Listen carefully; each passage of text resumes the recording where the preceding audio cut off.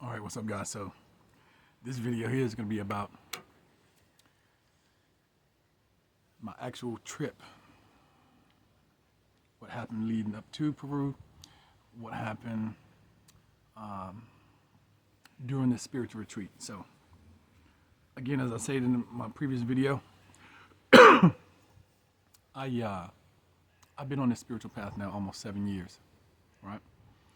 And so next thing you know, I start running into different stories about ayahuasca, right? This was about, I don't know, 4 or 5 years ago. So I've always wanted to go.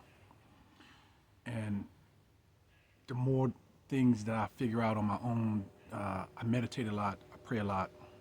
I have my own prayer rug, huge. It's like a 6x6 prayer rug. There are certain prayers that I say that's geared specifically towards certain things in order for me to go in and make a deep connection with the universe, with God, with my higher self. And so out of the blue, my boy this year, I've been teaching him a few things. He's been asking me a few things. And he had just mentioned it. He's like, man, let's go do some ayahuasca. He was like, how do you feel about that? I'm like, hell yeah. I've been wanting to do this, right? So he was like, you serious? I'm like, yeah, let's do it. So we finally went on, narrowed it down, and we found the place that we wanted to go. And this was in September, I think we booked it. Now we geeked up because now we're reading all this stuff. Look, you have to eat clean for 7 days. Some places are saying you have to eat clean for 2 weeks. And I'm an extremist in everything that I do, right? So I'm telling my boy, I'm eating clean for a whole month, right? And I fell off the wagon. I ain't perfect. I fell off the wagon a couple times, but not so far to where I can't recuperate, right? So like the first week, yeah, I know that I can't have spicy foods. I can't eat beef or pork. I can't have kind of canned foods, soda, sweets. So what I mean by fall off the wagon, I'd eat a Popeye's chicken sandwich with the bread. I know it's spicy, I shouldn't be having the bread. So I would do things like that, but I stayed away from the beef and pork because I know that beef and pork have a lot of different toxins. Some people believe that it draws a wedge between you and the spiritual world. One being it's so hard to, well, one for the toxins, that it has, and two is because it's so hard to digest. Beef or pork sits in your system 3-4 days sometimes before it passes through. And so I made it my business that, no, bottom line is I might fall off that wagon, but that ain't gonna be one of the things that's gonna cause me to fall off the wagon. So getting down to it, got to the last 7 days, now I'm strict, right? Baked chicken, I love salmon, and I love slightly cooked spinach, right? So I'm super clean, right? Feeling good. I lost like 8 pounds within that month time frame. And so my boy, he claimed that he's doing good, which I believe absolutely. My boy he's no joke, army buddy of mine. And so now it's time to go. So, the trip began. The trip cost me with airfare. The hotel stay was $130 over there. We ended up, flew out of Charlotte to Texas, and from Texas to Cusco, Peru, and then from Cusco, Peru to Lima, Peru. From Texas to Cusco, Peru was, I think it was 7.5 hours. Cusco, Peru to Lima, Peru. I'm sorry, from Lima, Peru to Cusco, Peru was about an hour flight. Got there, got a cab, took us to our hotel. Things are a lot different over there, of course, But hotel was clean, hotel was cool. You guys seen some of the pictures. If I go back, I would go to the same place. Wouldn't change a thing. They're very friendly. As soon as we got there, because my mind is wired, it's going 100 different directions, right? And I'm so geeked up, I'm just ready to go. And couldn't sleep. We left on the 7th. We got there the morning of the 8th. And I'm still wired, and we at 13,000 feet elevation. The air is thin. It's hard to breathe. I'm talking about this hill couldn't have been no more than about 150 meters, and I'm telling you right now, when I tell you that little hill broke me, slam off, I'm like, bro, I am not going that hill. And my boy's like, man, you only got 100 more feet to go. So I ended up walking the hill, man. We look at different restaurants and stuff like that. And we get back, I still couldn't sleep. Now it's like 2 or 3 o'clock in the morning. I'm just sitting there, I'm just laying there, mind running 100 miles an hour. So I said, if my boy wake up in the middle of the night and he see me praying, I don't want to, I don't want to startle him, right? So, went down to the lobby and I asked the dude. I said, hey, I said, you got some place that I can, pray in peace, right? I don't want to disturb anybody. I don't want to distract anybody. I don't want to, startle my boy in the room. So he said, no, no, no. I said, well, can I have one of your rooms? And sure enough, the dude gave me a key to a room that I could have by myself. And so what I did was I have a ton of pre-recorded prayers that I listen to continuously, right? So if you ever see me walking around and I have one earbud in my ear, it's because I'm listening to some sort of prayer or maybe positive affirmations or something like that, something that I'm praying for my family, blah, blah, blah, right? So I was in there about 2 hours. Came back to the room, still couldn't sleep. So the guy came by, he said, all right, now it's time for the volcanic wash. Well, the volcanic flush is just what it says. It's a volcanic flush. It's a saline flush. So he said, yeah, we have to drink anywhere from 8 to 12 glasses. Well, these wasn't regular size glasses. These were big cups. I'm talking huge cups. And so it was actually like 16 ounces. So you tell me I got to drink 8 16-ounce cups, but I'm geeked. I'm not going to let this stop me, right? My boy was whining. He was complaining the whole time. And so by the time I got to that 5th cup, now we family now, so I'm going to tell you, I'm going to keep it real with you. We family. So, and just give you a heads up, if you decide to do this, bring you some straws. Because from experience, because I've done this, I had to do this before, get you a straw, and of course put the straw as far back in your mouth as you can so all that water doesn't just sit on your tongue, because I just cannot stand the taste. So it just goes from my throat just straight on down. Excuse me. So I was just slamming it, right? Slamming. By the time I hit that 5th cup, boom, all hell broke loose. So I go to the bathroom. I use the bathroom. My boy, he's like, man, how come I haven't gone yet? How come I haven't gone? But he's on like his maybe 3.5 cups in. I'm at my 5th cup. As soon as I get down, I have to go. As soon as I get up, I have to go again. Get up, I have to go again. So I got to my 7th cup, and she was like, and the dude, it was like, yeah, you should be good. Like, this 7 cups is okay for you. My boy, he started throwing up. He couldn't go. So finally, he went maybe 2 or 3 times. I'm still going. And so they end up leaving.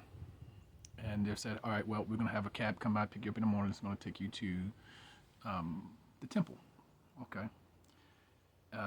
So they came back, picked us up around 9 o'clock, took off, cool view up this huge mountain. Next thing you know, we're going down and way down in the valley.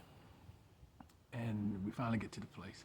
So we get there, we meet the junior shaman. I think his name was Miguel. We meet the senior shaman, Shapibo. It's cool. The guy who basically takes care of us, I guess I just call him the assistant. We meet him. He was letting us know, hey, this is your room, set everything up. Let's go ahead and put your thing in. We're going to have a cleansing ceremony to remove all negativity, to remove all evil spirits, that sort of thing. This is a cleansing. So they have all these different types of seeds and herbs and grass and stuff to put in paper, and he goes through, he explains all of this. This here's to clean this, here's to clean that, this is to clean that. And so we put them all together. After he finished explaining, he takes us outside. He takes this, I forget what type of herb it was called, but it was put together almost like roses, like a long stem, but it wasn't roses. It was just little small flowers. And then so rub this type of oil over us, like blessing oil, to cleanse us and cleanse our spirit and stuff. And it was really cool. It was really cool. So after we did that, we go up to the room. They gave us, I think we ate a little something. Light though. So the whole time that we were there was one day we couldn't eat at all. And that was the day of the ayahuasca. And when I tell you ayahuasca, when ayahuasca grabs you, let me tell you something. dude, there's something. It's it's unexplainable, but we'll get into it. So we were kind of nervous about the whole ayahuasca things because he's telling us different things, and he was saying that basically they call throw up or vomiting, they call it purging, right? And I remember watching the video before I left, and the lady said that when you start to purge, she was like, say what it is that you are trying to heal from or get rid of. And some people say fear, some people say anger, some people say resentment, some people, you know, because these people, they're coming from all over the world. They're dealing with different childhood traumas, adult traumas, depression, and just to hear some of these guys' stories, because everybody's going to have their own individual experience. There's not one person that's going to have the same experience. It's just not going to happen. So to hear other people's experiences, even though I had a very cool, a very intense experience. Here's what I mean by intense. I didn't want to show you this so early, but I'm going to show you. I'm not trying to scare you or anything, but because it scared me when I first seen it. But you see my eye, right? And you see my other eye. And that's from the pressure of vomiting, of purging. Let me tell you something. If I had a choice, if somebody asked me, look, all right, there's one or two things you have. Either you're going to throw up or I'm going to shoot you in the leg. I'm going to have to think long and hard about that. And I'm not going to know until that time comes, but I'm almost 50-50 as far as I think I'd rather get shot in the leg than to throw up. That's how bad it hurts me to throw up. But I'm different from everybody else. All those other guys, they were throwing like it was no big deal. My boy, he throws up like it's no big deal. Me, it hurts me internally, very badly. But anyway, so now we'll go ahead and get to the next day where we have to do the ayahuasca. So and I'm just gonna skip ahead a little bit. So he says afterward, because I had a very intense reaction. He said afterward, because I was a big guy, he figured that I would, it would take more for me to feel the effects, right? So just to give you an idea, right? So you see this little cut right here, all right? I'm turning around here to this little goldfish. He gave me probably right up under that goldfish lip right there, right? Just about that much. And so, he was talking about how bad it's going to taste and everything like that. He was like, make sure you just slam it, just go ahead and drink it fast. And he said, after you drink it, he said, rinse your mouth out because it's going to have a very bad taste. And if you drink water immediately afterwards, you're going to throw it up right away, right? So again, like I said, we had to go on this very strict diet of having to clean, and that takes him to, the Bible where it speaks of fasting, right? So in order for you to be able to connect to the spiritual world, it's very important that you have to cleanse yourself first, right? No meat, especially no red meat, no chemicals, no sodas, no juices, none of that stuff, no sugars, no, artificial stuff. There's a cleansing, right, in order to make that connection, to have a good connection. So, my boy, he's on his mattress, on his bed beside me in the temple. I got my little mat down there on the bed inside the temple. They have our little throw-up bucket right there. They have our water. They have our Pedialyte right there so we can hydrate afterwards.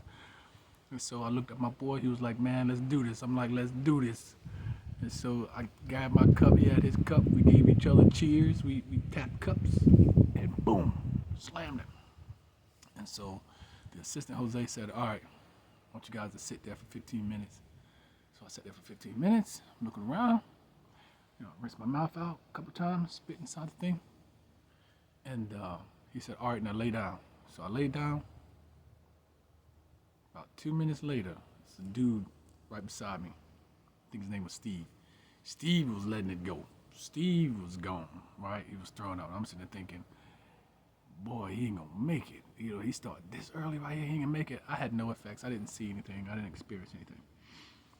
After about 3 or 4 minutes, I started seeing all of these geometrical images, like kaleidoscope type thing. Greens, orange, some of the most beautiful thing. And I'm just sitting there, I'm just looking at it, I'm enjoying it. I'm like, okay, it's coming.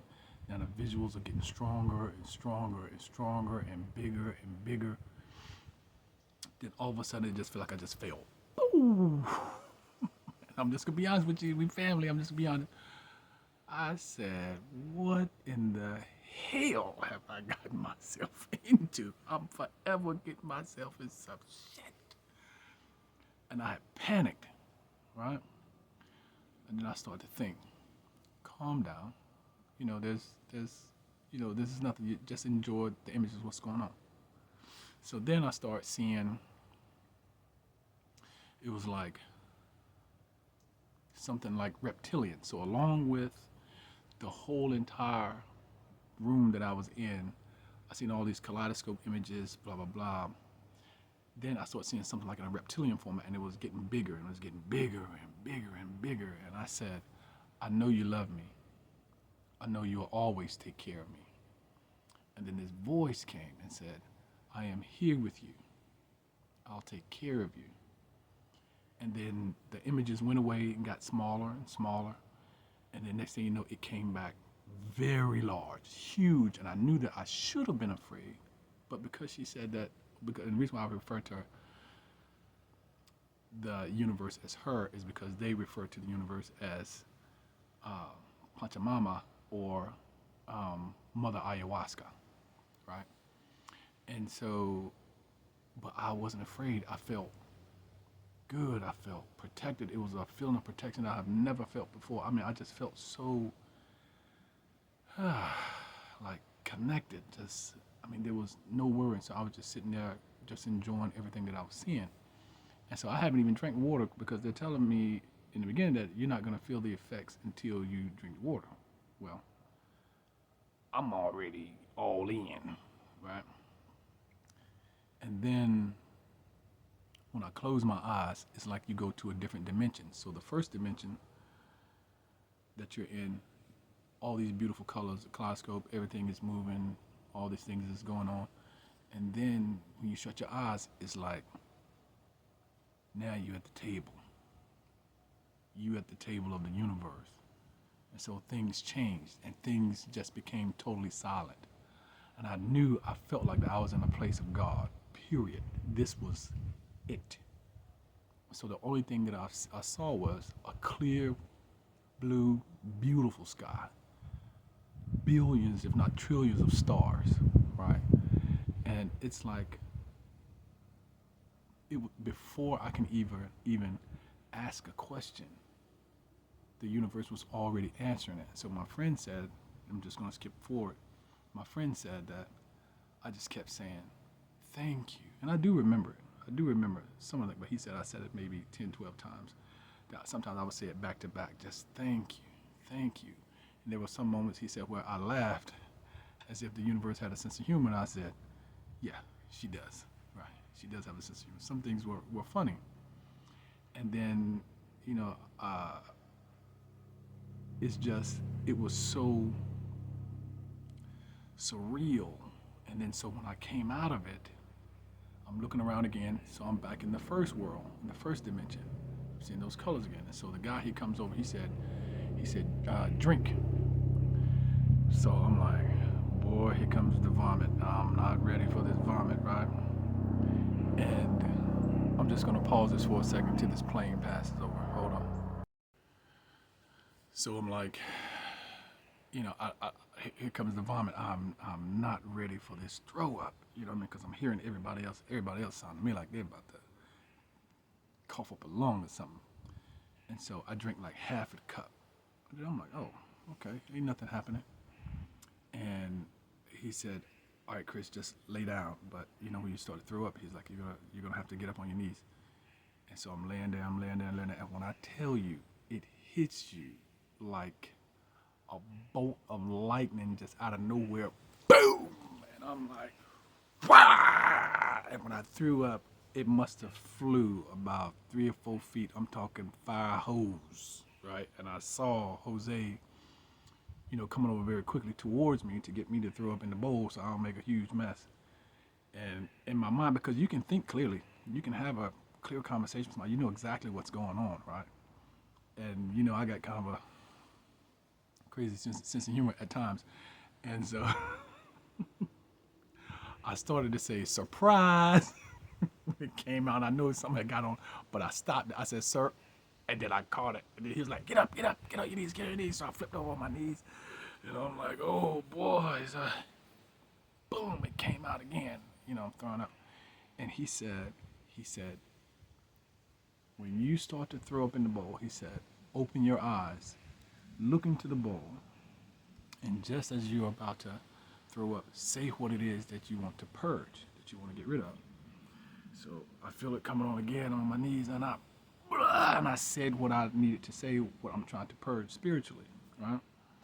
I said what I needed to say, and I looked into the bowl. The whole entire bowl turned black, but there was an image of a man in there that was green. It was a dark green, dark OD green man. And as soon as I let it go, it was just like, man, it was so relieving. I felt so decompressed. It just, I could breathe. Then I was wondering, I was like, man, am I seeing what I'm seeing? This is what I'm thinking. So he told me to lay down. Well, he was trying to get me to finish drinking the rest of the water. But after I threw up like that, I'm not trying to drink more. I can't handle that. So I went on and laid down. And so I raised myself up. I look into the bowl again to make sure that I'm seeing what I'm seeing. And that being, the thing that I purged, was still there. I must have looked at him like 2-3 times, maybe even 4 times. Looked at it to make sure that I was seeing what I was seeing, and it was just such a feeling of relief. I'm like, oh, it feels so good. So now I feel something coming on again, and this is how I got this eye. So I didn't have anything to throw up because I didn't eat anything that day.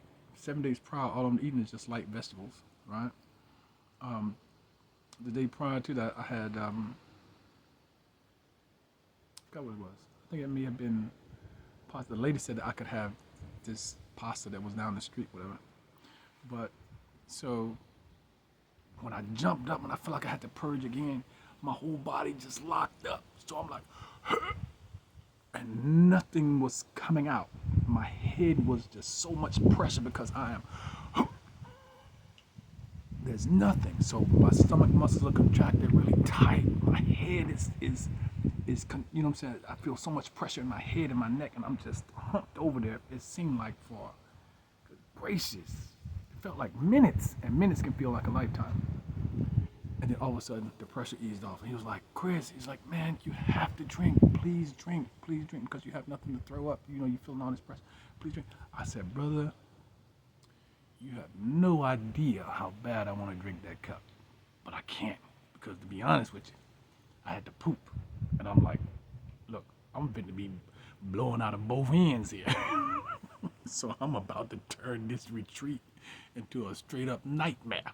You know what I mean? So I was kind of nervous. I said, I got to go to the bathroom. And so the nurse came over and she was like, let's help him do this. So she was trying to help me out. And I'm taking these little teeny baby steps. And I finally get to the bathroom. But I have no idea where I'm at. I'm seeing all these, like I said, these kaleidoscope images, these greens, the orange, it's just as pretty as you can imagine. I mean, the most beautiful thing that you can imagine, right? And so he opened the door, I sit him there. I don't know where anything is. I know I'm sitting on the toilet. I'm not sure there's any toilet paper now, but I don't think he would have set me up like that. So I'm just sitting there, and it feels like I'm sitting there for hours. So I'm just sitting back in the corner, just chilling. Because I'm still seeing all this stuff. And when I close my eyes again, I'm at the table of the universe.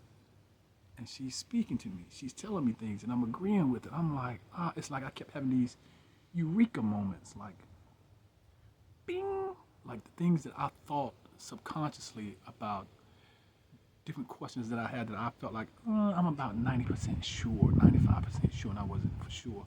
She would answer those questions subliminally before I could even ask. And it was just, again, aha, wow, bing, it would just keep going off. And I would just say, thank you. And so he asked me, I heard his voice while I'm sitting in the bathroom. And it sounded like that, Chris. So I'm looking up, it's out of the bathroom. I'm like, yeah. He said, are you okay? I said, I'm good.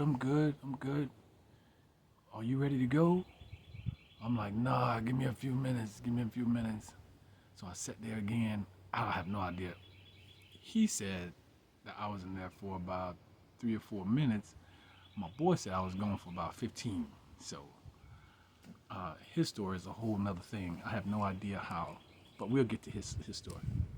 And so he bring me out of the bathroom. I go, okay, I'm taking these little baby steps again. I can't function. I act like an extreme drunk person. And like I said, you know, after this whole thing was over, he realized that he had given me a little too much because of my body size. He thought I kind of, but my boy, smaller than me. You seen the picture of him. He took the first cup and he didn't feel anything, but because I saw him laying on the floor and I saw him with his arm up, I'm like, yeah, he's feeling it. He's feeling it. But how come he's not throwing up? And cause me, I'm gone, bro. I'm on cloud nine. I don't know, you know. And so they gave him another cup even bigger than that, and he had absolutely no effect. The only thing that he got was, you know, the throw up, the purging. That was it. But as far as seeing visions, as far as being able to speak with the universe or Mother Ayahuasca, he didn't get that. Other people in there, you should hear some of these guys' stories. And so when we got to the interpretation the very next day, I'm just going to skip to that because I just was over. I couldn't even walk to the room. I wanted to just go ahead and go to the room because I wanted to check on my boy, make sure he was good because he's walking around just like he might have just drank a soda or something. It was, you know what I mean? It was nothing. So he got me up to my room. I'm cool.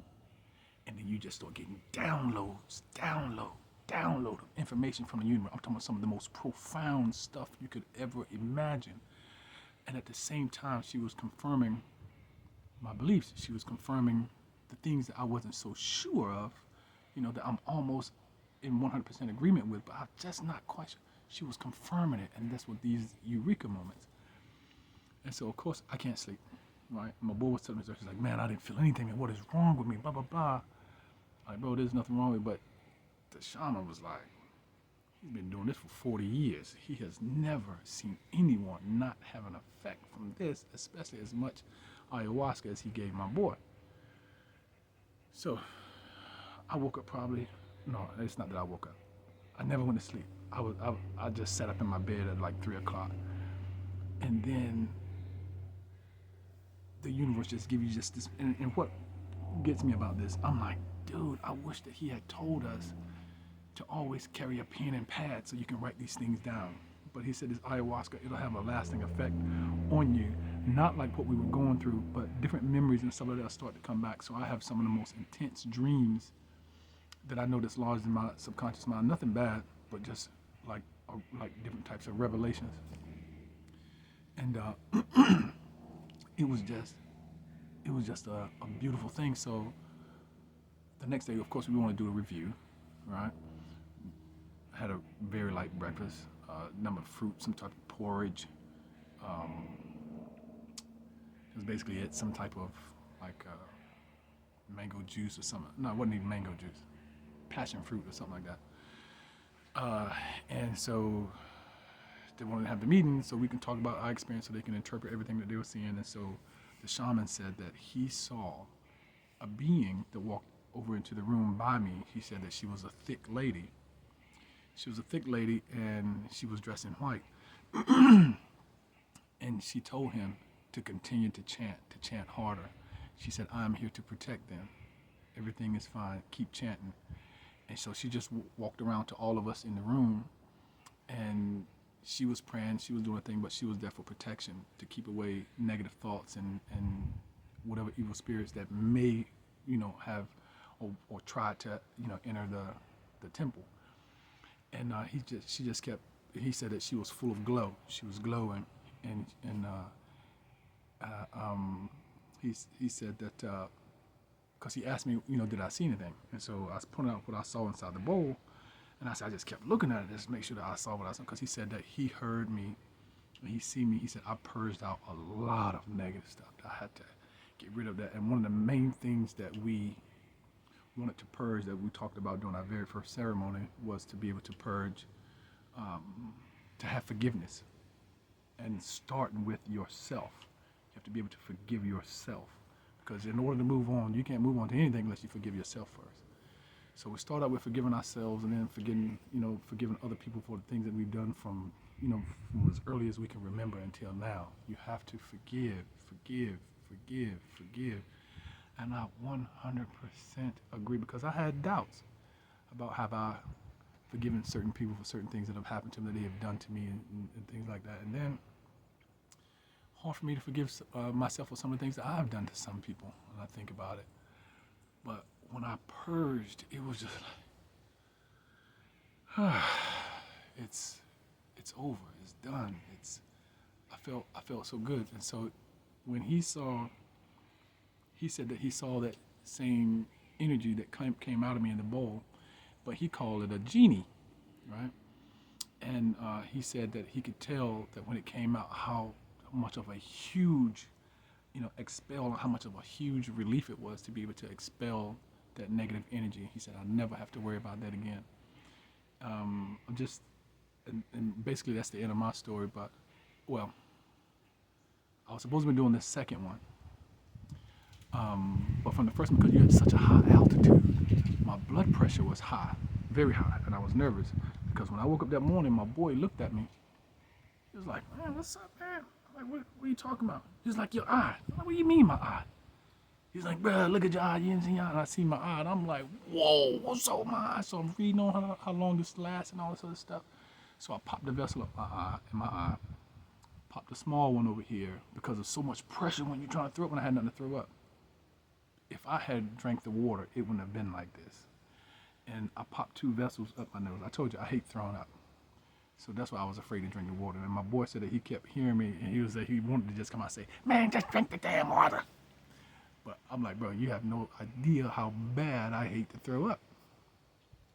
And so after reading about it, it said, it lasts anywhere from 1 to 2 weeks. It'll look worse before it gets better. And so, but I paid for 2 ayahuasca ceremonies, and he told me, he said, and that's when he says, because I was a big guy, he felt that I could handle more. But now that he gave me way too much, he said, I'm just going to give you a quarter of what you had. And I really wanted to, because I know what to expect. And I had my list of things that I wanted to ask the universe, what I wanted to purge. I had some things I wanted to purge, and, I always pray for, wisdom and understanding, right? And, but I do remember this one question I said, because when I meditate and I try to go in, there's a point where you actually can feel the connection, right? Sometimes it takes me 30 to 45 minutes to get a good connection, right? Where I can really focus and I can tune out everything and I can really tune in. And so I'm just being honest, right? We family, right? So I'm just gonna be honest with you. I'm trying to figure out how to get a quicker connection, because sometimes, like I said, it takes me 30 to 45 minutes. Every now and then I can connect within about 15 minutes, because if I'm laying down to try to do it, I'll fall asleep. And so I was talking to the universe. I said, how did I put it? I said, can you connect with me? Can I have a quicker connect with you? She said, I'm just saying she, because again, they refer to her as Mother Ayahuasca. I say it's the universe, because I'll get back to that. And she said, I am never not connected with you. I manifest through you. I'm always here. You have to learn to submit to me. This is my problem. I have to submit, right? And it makes so much sense, because I know that I struggle, and this is what takes me so long. So sometimes when I think about it, when I just let go, my head drops, everything becomes relaxed, my shoulders slump. I know that I'm almost there. And pretty soon it'll click. And as I'm there, this is when I go over my affirmations, I go over my prayers, and just different things that I learned through reading the Bible. If you know how to read the Bible spiritually, it really spells it out. The Bible, like I said, the Bible is nothing more than an instruction manual. And so listen to some of those other guys. This one guy, he was there to battling depression. And he said, sometimes he's just so down about himself. He's just not worth anything. Why is this like this? And why is it like that? I've never done anything. He just beats himself up, beats himself down constantly. And so he said that when he first purged, he said it was this little, he calls it an elf. He says an elf comes in there. And so as he's purging, he's thinking these things that he's trying to purge himself from. And that he is somebody, he is worthy, he is a beautiful person, he is this and he is that, right?